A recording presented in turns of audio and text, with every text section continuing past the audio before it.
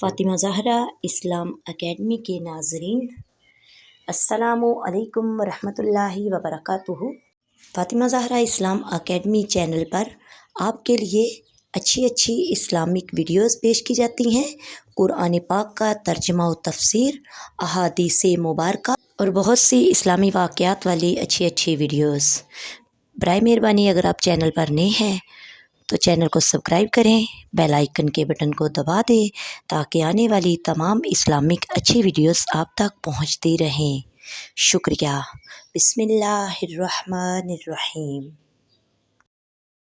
من و سلویٰ۔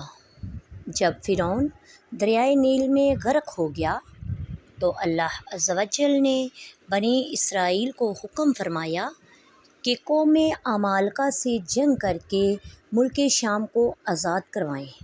چونکہ یہ قوم نہایت ظالم اور جنگ کی ماہر تھی، اس لیے ان 6 لاکھ بنی اسرائیلیوں نے جنگ سے انکار کر دیا۔ اس نافرمانی کی یہ سزا ملی کہ وہ 40 سال تک 27 میل کے رقبے پر مشتمل ایک میدان میں ہی بھٹکتے رہے۔ یہ لوگ سامان اٹھا کر سارا دن چلنے کے بعد رات میں کسی جگہ ٹھہر جاتے اور جب صبح ہوتی تو وہی موجود ہوتے جہاں سے وہ چلے تھے۔ اس جگہ کو میدان تیہ یعنی بھٹکتے پھرنے کی جگہ کہا جاتا ہے۔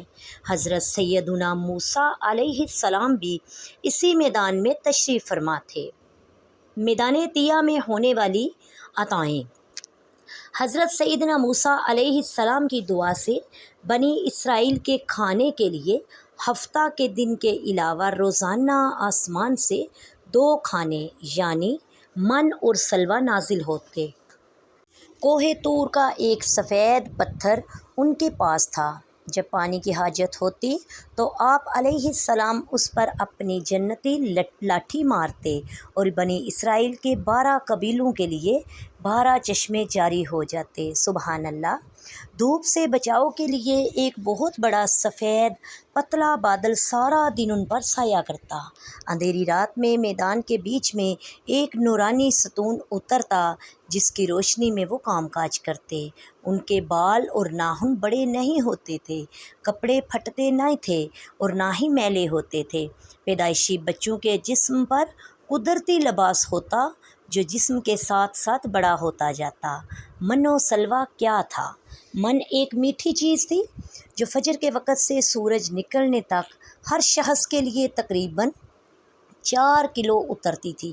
جب بنی اسرائیل یہ میٹھی چیز کھا کر اکتا گئے تو انہوں نے آپ علیہ السلام کی بارگاہ میں شکایت کی کہ جس کے بعد ان کے لیے سلویٰ اتارا گیا جو ایک بنا ہوا چھوٹا سا پرندہ تھا۔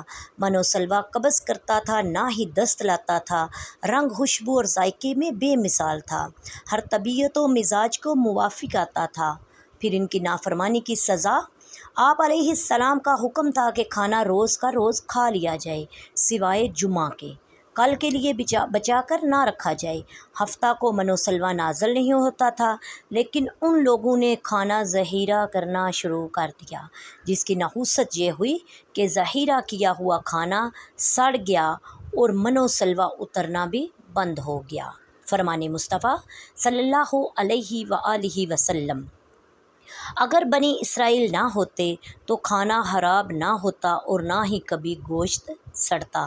کھانے کا خراب ہونا اور گوشت کا سڑ جانا اسی دن سے شروع ہوا ہے۔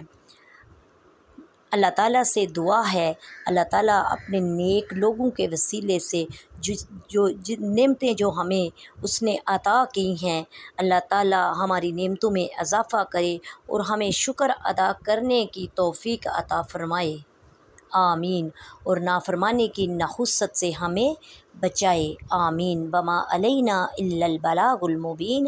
السلام علیکم ورحمۃ اللہ وبرکاتہ۔